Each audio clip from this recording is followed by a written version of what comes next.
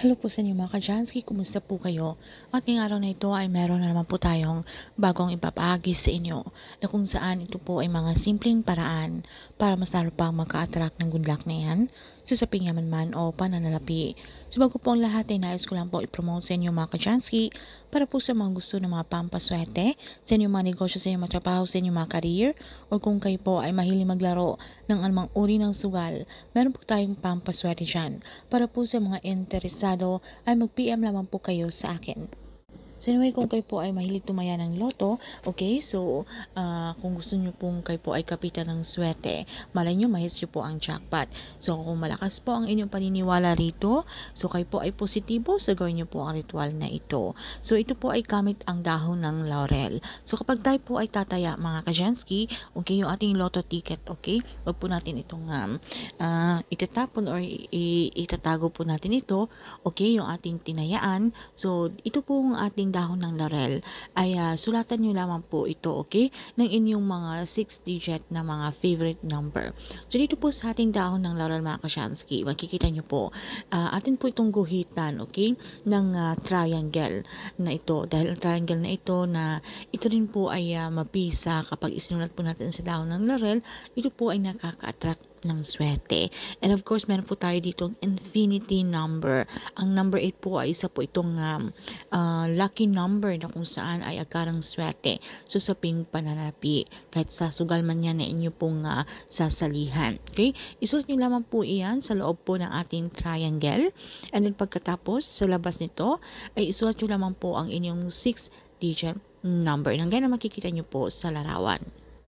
So, syempre yung inyong mga numerong ilalagay dyan ay yung inyong mga favorite number, okay? Kung meron po tayong mga pinapangalagaan. And then, pagkatapos po masulatan mga ka-Jansky, so para ito pong ating dahon ng laurel, ito po ay ma-activate po ang energy nito. So, pwede po natin itong dasalan. So, pwede po natin gawin ang ritual na ito between 6 to 8 a.m. po ng umaga mga ka-Jansky, alright? So, dasalan po natin, ilapat nyo po ito na malapit sa inyong mga bibig na ito po ay inyong binubulungan. So, kung kayo po ay Katoliko, isang ama namin at isang sumasampalataya ako. Pero kung iba naman po ang inyong reliyon, wala pong problema, pwede po kahit mga personal na dasal. Dasat ang importante naman dito mga ka-Jansky, tayo po ay sincere, tayo po ay taos puso kapag tayo po ay nakikipag-communicate kay universe.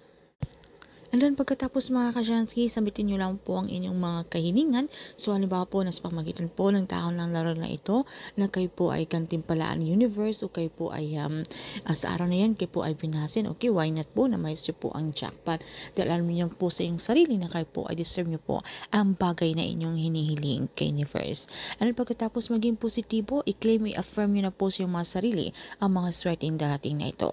Sabitin nyo lang po yung ating mantra. Thank you universe, now I'm ready to receive the blessings.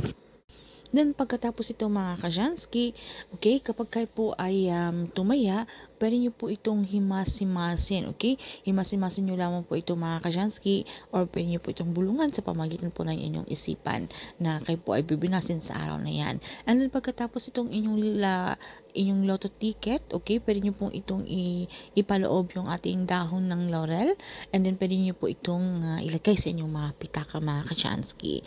So every time na kayo po ay tataya, okay, pwede nyo pong ipaloob itong ating dahon ng laurel at lagay nyo lang po ito sa inyong mga pitaka.